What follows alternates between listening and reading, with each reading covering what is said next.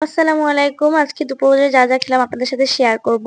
প্রথমেই ছিল আলু কাবাব, তারপরে ছিল লাউ শাক দিয়ে আলু দিয়ে চিংড়ি মাছ দিয়ে ঝোল, উস্তা আলু ভাজি, ভর্তা এবং সালাদ। তো প্রথমে আমি উস্তা আলু ভাজিটা দিয়ে সুন্দর করে ভাতটা খেয়ে নেব। এটা কিন্তু খুবই ভালো লাগছিল। আগে আমি এই উস্তাটা খেতাম না, একটু তিতা লাগতো, আম্মু অনেক জোর করে খাওয়াতো। কিন্তু এখন কিভাবে রান্না করে আমি জানি না, খুবই ভালো লাগে খেতে, একটু তিতা লাগে না। তো এটা দিয়ে আমি একটুখানি ভাত খেয়ে নিচ্ছি। এরপর আমি একটু কাঁচা ঝাল শসা দিয়ে খাবো। কাঁচা ঝাল বা সালাদ এগুলো কিন্তু খাবারের স্বাদ অনেক বাড়ায় দেয়। এই যে আমি একটু কাঁচা ঝাল নিয়ে নিয়েছি এবং একটু শসা নিয়ে নিয়েছি। এটা দিয়ে খেতে আমার খুবই ভালো লাগছিল। এবার আমি নিয়ে নেব আলুর কাবাব। আলুর কাবাবটা এত মজা হয়েছে যে আমার মুখে এখনো লেগে আছে। মানে প্রচন্ড পরিমাণে মজা হয়েছে। যদি কোনো ভালো রেস্টুরেন্টে এটা ভাতের সাথে বড়া হিসেবে সার্ভ করা হয় তাহলে কিন্তু সবাই অনেক পছন্দ করেই খাবে এবং এটি খুব ভালোও লাগবে খেতে। এত মজা হয়েছিল।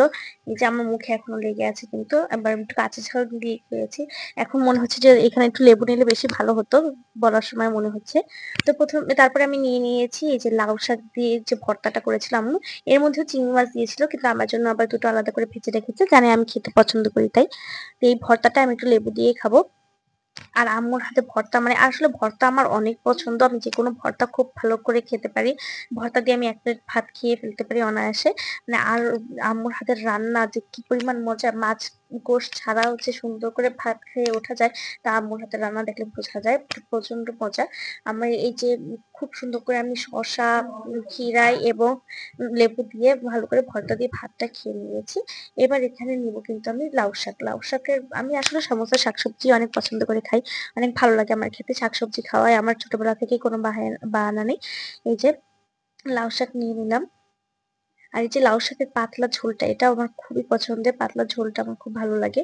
আমি সুন্দর করে এটাও আমি লেবু দিয়েই খাবো। আর লেবুটাও খুব ভালো লাগছে। লেবুটা একটু নিলেই মনে হচ্ছে যে ফুল ফ্লেভারটা ভাতের সাথে পাচ্ছি আমি। কাঁচামরিচ, পেঁয়াজ খেতে এটা আরো ভালো লাগে। খুবই ভালো লাগছিল।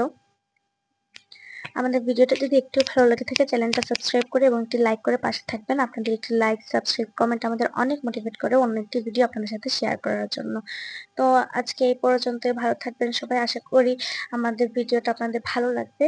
আল্লাহ হাফেজ। পরবর্তীতে আবার দেখা হবে।